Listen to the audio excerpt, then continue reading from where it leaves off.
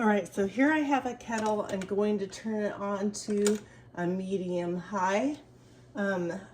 This recipe calls for 12 cups of berries that we are going to crush as they warm up.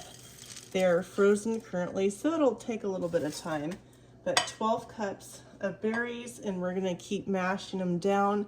You can use a ladle or anything that you want to. You can use a potato masher, and you just kind of keep crushing them, stirring them around, crushing them, stirring them around till they're looking like they're fairly crushed.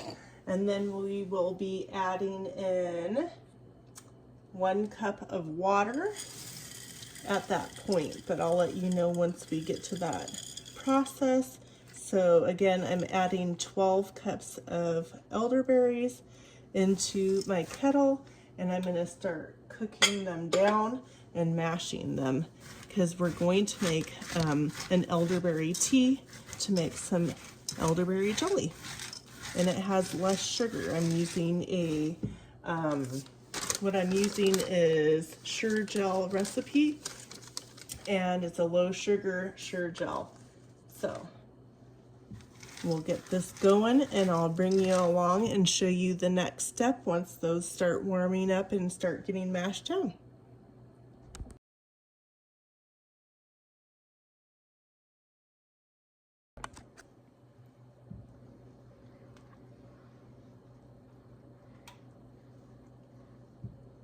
Okay, meanwhile, while we wait for that to get nice and hot and start boiling, I'm going to use a separate little dish. Let me get you over here so you can see what I'm doing. So I have a separate little clean dish that I'm going to add. So I pre-measured 3 cups of sugar that will go in here. But first, we're going to measure out 1/4 of a cup of that sugar out of the pre-measured 3 cups of sugar. We're going to put that 1/4 of a cup in this little bowl. And then I purchased low sugar pectin to do this jelly. So I am going to add to this 1/4 of a cup of sugar out of my pre-measured total sugar that I'm going to be adding. I'm going to be pouring the Sure Gel in with that. Make sure you get it all in there. And we'll give it a little mix around. And we're gonna leave this to the side just for a little bit, and we're waiting for these elderberries to come to a full rolling boil. I can turn that up.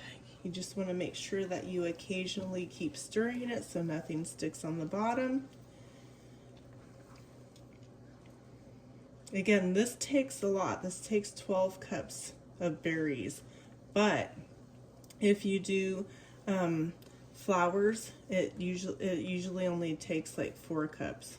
So there's a difference in the different things that you use. You'll want to make sure that you follow a good recipe from, a known brand. If somebody makes something on a channel that you like, do a little bit of research and make sure that that's what you want to do. So now it's coming up to a good boil, and it says a full rolling boil. So that means when you stir it, it won't, it's still boiling, right? Okay, so the mixture that we did with the 1/4 cup of sugar that we're going to use and the pectin, that's what we're going to add in here right now. So we're going to get this incorporated and mixed up in here.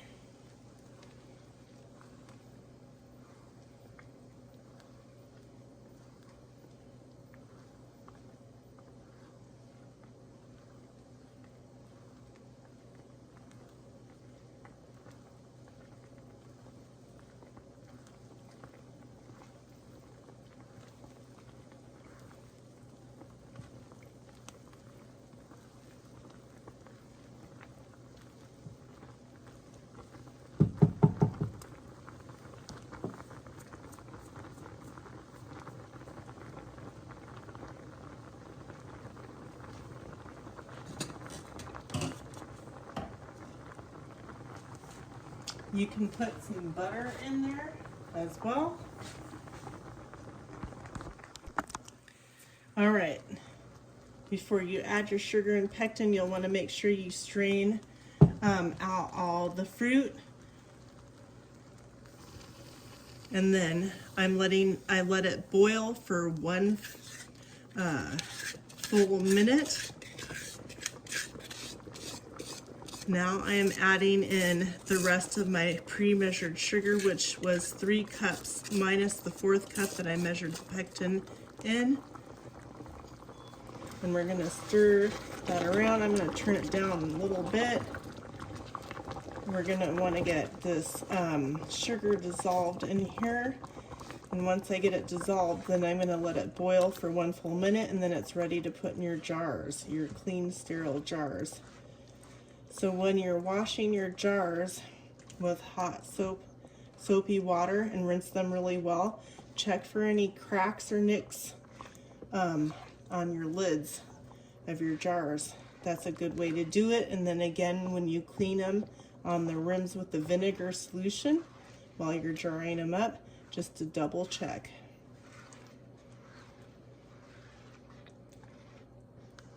We want to make sure that there's no lumps of sugar in here, that it's completely dissolved into the syrup, the elderberry syrup that we just made.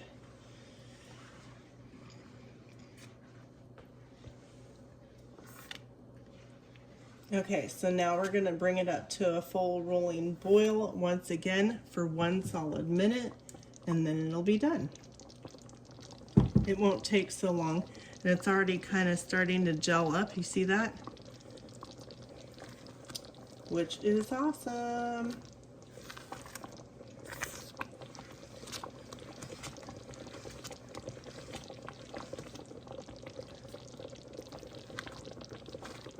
And again, this is a low sugar pectin that recipe that I'm using from Sure-Gel. You'll want to follow the instructions of the recipe that you use from a good source. Again, if you see a video or a recipe that you like out of a book or wherever you might find a recipe, make sure that you do your research and that the instructions are clear to you on how to properly do it. Okay, so I'm going to turn that off. We're ready to jar it up. See, look at that. It's nice. It's going to be a nice gel. So let me get these over here. Again, I have my jars pre-washed, sitting in warm water. I have one of these, and it's going to be a 1/4 inch headspace, just like the jars before. And we're just going to ladle this jelly right into the jars. And I'm going to use my little, I splattered our little measuring stick on the rim of the jar to make sure we have a 1/4 inch headspace.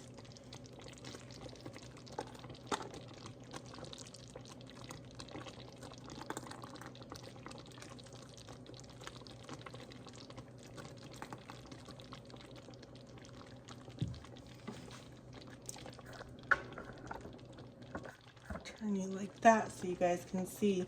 So I'm going to grab another jar out so I can set my funnel into this jar so I don't get as much of a mess on the counter. And we're going to make sure that we have a 1/4 inch headspace. We can add a little bit more.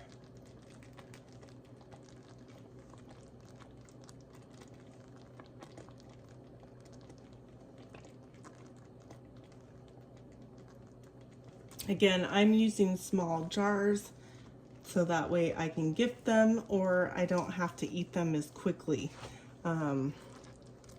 If you need to, you don't want to take up your freezer space with a bunch of berries, right? I mean, it's nice. You might want to put some back in your freezer, but having them on your shelf preserves them longer and gives you more space in your freezer for other things that you may need to store in your freezer. And grab another jar so I can stick my funnel on it. Okay, so I'm gonna get this all jarred up. I'm gonna wipe the rims and put my lids on it, and I'm going to put it in a water bath canner. I'm going to put these in the water bath canner for 15, actually this recipe says for 10 minutes with an inch of water over the top of the lids. And then I'll let them turn the oven off after it comes to a full rolling boil. And then you let it sit for 5 minutes in the canner. And then after 5 minutes, you'll put them on a towel for 24 hours. Then you'll remove the ring. But look at how pretty that is. Isn't that delicious? So, I thought you should check out my apron. I made an apron for Jam It Up June. Cute. Anyways, thank you so much. Don't forget to hit that like, share, and subscribe. And check out all the channels that'll be in my description, and make sure you make a comment for the giveaway in July. I'll see you.